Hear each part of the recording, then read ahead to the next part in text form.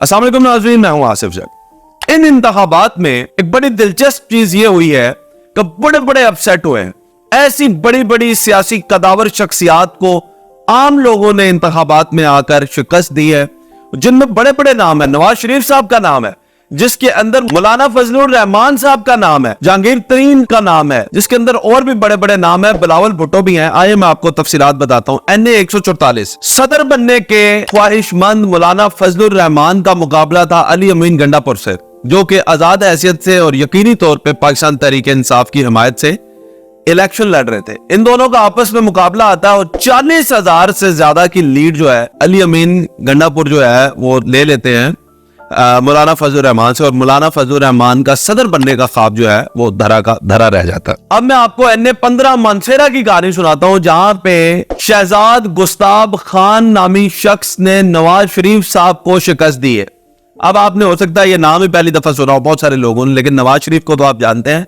नवाज शरीफ साहब को हासिल लीड के साथ शहजाद गुस्ताब ने शिकस्त दी है NA 15 में। यह भी बताता रहूं कि 1985 से नवाज शरीफ साहब इस हल्के से इलेक्शन लड़ रहे हैं, जीतते आ रहे हैं, लेकिन एक आम सा इंसान आया और उसने आके नवाज शरीफ साहब को शिकस्त दे दी। एक और अपसेट जो हुआ है वो NA 71 सियालकोट में हुआ है। ख्वाजा आसिफ जहां पे अचानक जीत जाते हैं और पूरे पाकिस्तान की नजरें थी इस हल्के पे। यहाँ पे राना डार रात तक जीत रही थी और फिर सुबह जो है अचानक ख्वाजा आसिफ साहब जीतते हैं। ये भी एक अपसेट हुआ है। NA 127 में अतात तारर साहब इलेक्शन जीते हैं और बड़ा ही दिलचस्प हल्का है। इसमें दूसरे नंबर पे आने वाले आजाद उम्मीदवार हैं जिनको पाकिस्तान तहरीक इंसाफ की हिमायत हासिल थी, और तीसरे नंबर पे आए हैं बिलावल भुट्टो जरदारी, जिन्होंने सिर्फ इस हल्के में 15,000 वोट जो हैं वो हासिल किए हैं। अब आप देखें कि कितनी बड़ी शख्सियत है बिलावल भुट्टो जरदारी, और उन्हें शिकस्त हुई ना सिर्फ पाकिस्तान तहरीक इंसाफ के कैंडिडेट से बल्कि मुस्लिम लीग नून के कैंडिडेट से भी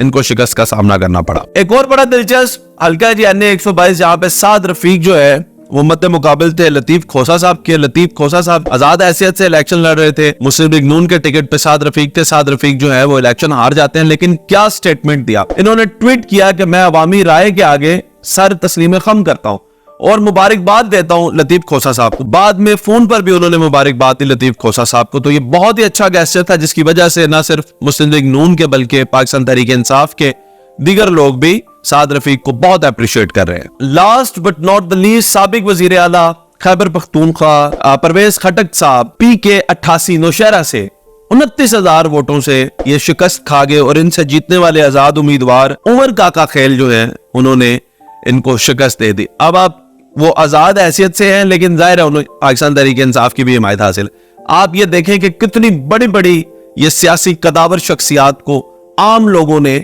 वोट के जरिए से शिकस्त दी है।